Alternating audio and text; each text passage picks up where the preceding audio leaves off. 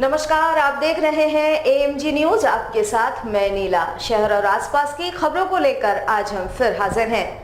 आगामी लोकसभा चुनाव को लेकर जिला प्रशासन ने तैयारियां शुरू कर दी है। इसके मद्देनजर बुधवार को जिले के सभी सेक्टर पदाधिकारी एवं सेक्टर पुलिस पदाधिकारियों को प्रशिक्षित किया गया।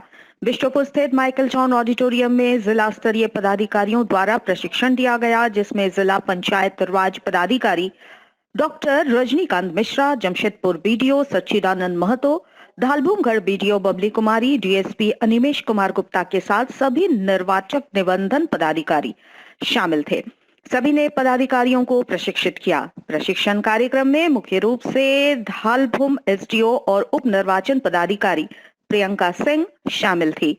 एसडीओ ने बताया कि सभी को चुनाव के पूर्व एवं बाद में क्या क्या करना है और चुनाव ड्यूटी कैसे करनी है, इसकी जानकारी दी गई। के प्रशिक्षण का आज कार्यक्रम रखा गया है, जिसमें डिप्टी इलेक्शन ऑफिसर मैडम हैं और तमाम ज़िले के जितने भी इलेक्टोरल रजिस्ट्रेशन ऑफिसर्स हैं वो लोग इसमें पार्टिसिपेट कर रहे हैं। तो जितने भी सेक्टर पुलिस ऑफिसर्स डेजिग्नेटेड हैं प्लस सेक्टर मजिस्ट्रेट्स, उन सबको आज बुला करके उनको बेसिक ट्रेनिंग दी जा रही है कि आपको प्री पोल, ड्यूरिंग पोल, आफ्टर पोल क्या आपसे अपेक्षित है। आज आगामी जो जनरल इलेक्शंस है उसको लेके sector officer and sector police officer का प्रशिक्षण कार्यक्रम है और इसमें जिला के सभी ईआरओ इलेक्ट्रल रजिस्ट्रेशन ऑफिसर जो कि हमारे नेशनल लेवल मास्टर ट्रेनर्स भी है, डिस्ट्रिक्ट लेवल मास्टर ट्रेनर्स भी है, उनके द्वारा प्रशिक्षण दिया जाएगा और सीसीआर डीएसपी साहब भी हैं जो कि प्रशिक्षण देंगे। और जो अपकमिंग इलेक्शंस को लेके जो sector officer, sector police officer का दायित्व है, उनको क्या कार्य करना है, किस तरीके से during pre poll, poll and post poll कैसे काम करना है, उसके बारे में प्रशिक्षण दिया जा रहा है। जमशेदपुर के बागबेड़ा हाउसिंग कॉलोनी जलापूर्ति योजना के अंतर्गत बिष्टुपुर स्थित फिल्टर पंप हाउस में 75 एचपी का नया मोटर पंप सेट स्टार्टर लगाने के पश्चात पोटका विधानसभा क्षेत्र के विधायक संजीव सरदार के कर कमलों से विधिवत पूजा अर्चना के साथ इसका उद्घाटन किया गया, जिसके बाद बागबेड़ा हाउसिंग कॉलोनी में पानी की आपूर्ति होने लगी। इससे 1140 क्वार्टर वाले बागबेड़ा हाउसिंग कॉलोनी के 15,000 लोग लाभान्वित होंगे। विधायक संजीव सरदार ने कहा कि विगत कई वर्षों से बागबेड़ा कॉलोनी वासियों की मांगे आज पूरी हो गई है। उन्होंने कहा कि नया मोटर पंप सेट लगाकर बागबेड़ा हाउसिंग कॉलोनी को एक तोहफा देने का काम किया गया है, जिसे कदापि भुलाया नहीं जा सकता।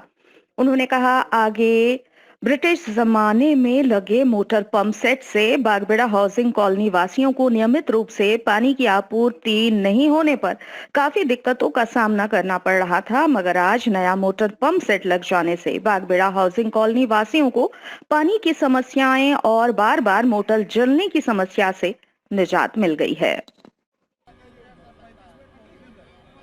अगर जो पूर्व की व्यवस्था था हमारे पोटका विधानसभा अंतर्गत जमशेदपुर प्रखंड के बागबेड़ा के हाउसिंग जो कॉलोनी है, इस कॉलोनी में 1140 परिवार रहते हैं और आज इस आदिपुर मोड़ से ही पानी उस बागबेड़ा कॉलोनी जाता था। तो आज़ादी के बाद जब बनने के बाद ये सिस्टम में जो मटर था, ये मटर बार बार खराब हो जाता था, जिसके कारण बागबेड़ा कॉलोनी में पानी नियमित रूप से पानी नहीं मिल पाता था।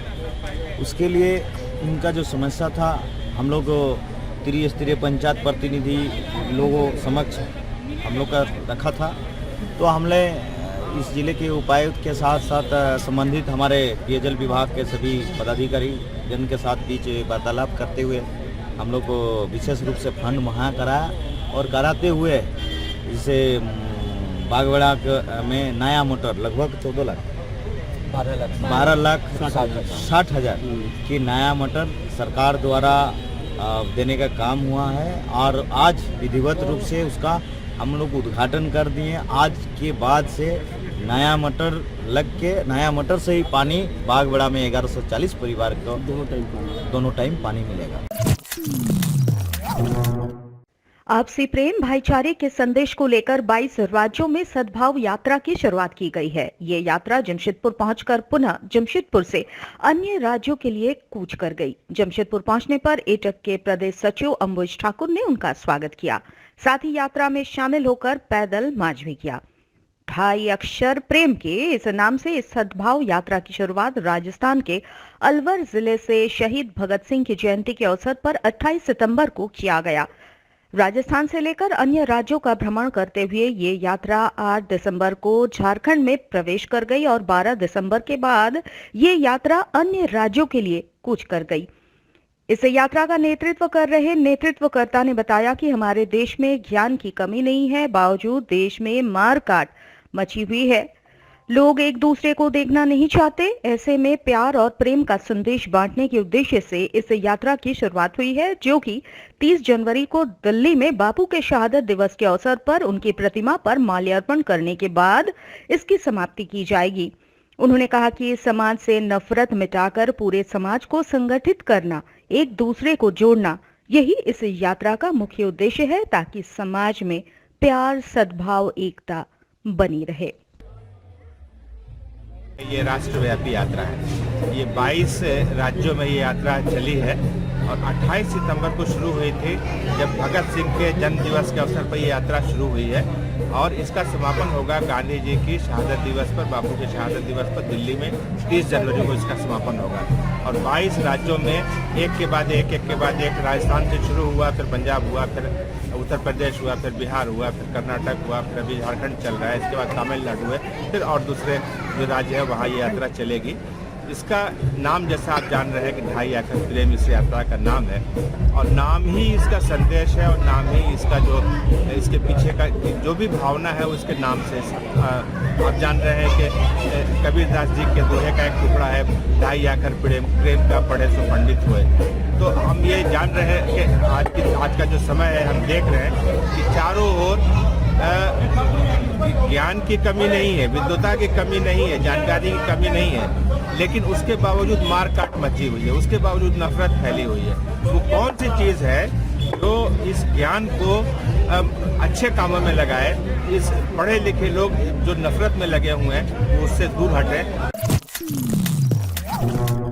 जमशेदपुर में आगामी 17 एवं 18 दिसंबर को रंगरेटा महासभा झारखंड के तत्वावधान में गुरुमत समागम का आयोजन किया जा रहा है। इसकी जानकारी एक वार्ता के दौरान आयोजन समिति ने दी। बाबा जीवन सिंह जी के 319वें शहादत दिवस के उपलक्ष्य में इसका आयोजन किया जा रहा है। समागम में पटना साहिब के कीर्तनी जत्था, पंजाब से दाढ़ी जत्था एवं कई धार्मिक कार्यक्रमों के माध्यम से गुरु के संदेश को संगत में संचार किया जाएगा। बता दें, महासभा लगातार 4 वर्षों से इसका आयोजन जमशेदपुर के एग्रीको स्थित ट्रांसपोर्ट मैदान में कर रही है, जिसमें सैकड़ों की संख्या में लोग संगत में शामिल होते हैं। हम लोग शिरोमणि शहीद बाबा जीवन सिंह और 4 साहबजादे का शहीदी दिहाड़ा बहुत ही बड़े पैमाने में मना रहे हैं, क्योंकि आप लोगों ने देखा होगा कि एग्रीको मैदान में हम लोग बहुत ही बड़े पैमाने में ये कार्यक्रम जो है शहीदी दिहाड़ा हर वर्ष हम लोग करते हैं और इस साल भी ये कार्यक्रम जो है शहीदी दिहाड़ा हम लोग बहुत ही बड़े पैमाने में मना रहे हैं। इसमें पूरे हिंदुस्तान की करीब हर एक राज्य से जो है सिख संगत इस कार्यक्रम में शामिल होने के लिए आ रही है, जिसमें पटना साहिब से कीर्तनी जत्थे, पंजाब से दाढ़ी जत्थे, कथावाचक और नाटक जो हम लोग हर साल करवाते हैं, धार्मिक नाटक, उसके जितने भी मंडली जो है वो पंजाब से आ रही है। और हमारा कार्यक्रम 17 तारीख सुबह 8 बजे से आरंभ हो जाएगा, जो कि अपना टूला डुगली गुरुद्वारा में अकांड पाठ का भोग पड़ने के बाद में शोभा यात्रा निकलेगी। शोभा यात्रा से गुरु ग्रंथ साहब को पालकी साहब में विराजमान करा के उनको जो है एग्रीको मैदान तक जो है कि हम लोग लेके आएंगे, जिसमें स्त्री सभा, नौजवान सभा और गतका टीम और जितने भी अपना न्यांग सिंह जथा सब उसमें इन्वॉल्व होगा। मनेफिर डीबीसी से साउथ गेट की ओर जाने वाली सड़क में कई स्थान पर गड्ढे बन गए हैं, जिससे आए दिन लोग दुर्घटनाओं के शिकार हो रहे हैं। लोगों में इसे लेकर आक्रोश बढ़ने लगा है। स्थानीय लोगों का कहना है कि कई बार संबंधित पदाधिकारियों को सूचना देने के बाद भी इस ओर ध्यान नहीं दिया गया। सड़कों पर बड़े बड़े गड्ढे बन गए हैं और उसके बाद पास से बहने वाले गंदे नाली का पानी इसमें जमा हो रहा है, जिस कारण बदबू से लोग परेशान हैं ही, साथ ही 2 पहिया चालक गड्ढों में फंसकर गिरकर घायल हो रहे हैं। सड़क की स्थिति भी जर्जर हो चुकी है। स्थानीय लोग इसे लेकर एकजुट होना शुरू हो गए हैं। लोगों का कहना है कि इस मामले को लेकर उपायुक्त को ज्ञापन सौंपा जाएगा। स्थानीय निवासी रमेश कुमार सिंह ने बताया कि इस सड़क से जनप्रतिनिधि से लेकर कंपनियों तक के अधिकारी आना जाना करते हैं, लेकिन किसी का भी ध्यान इस ओर नहीं जाता। समस्या बहुत ही विकट है।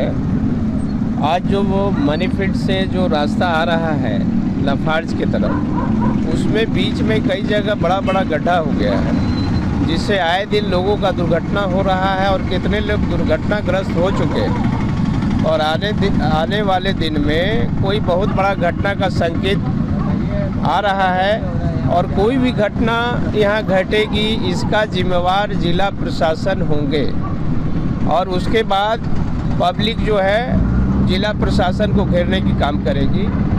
ये इतना जो लोग डेली गिर रहे हैं, हाथ पैर टूट रहा है, एक छोटा सा काम ये नहीं किया जा रहा है, इसके जिम्मेवार कौन है? और ये बगल से जो जेमको चौक के बगल से जो पीछे से जो नाला है, आज नाला का स्थिति देख लीजिए क्या है।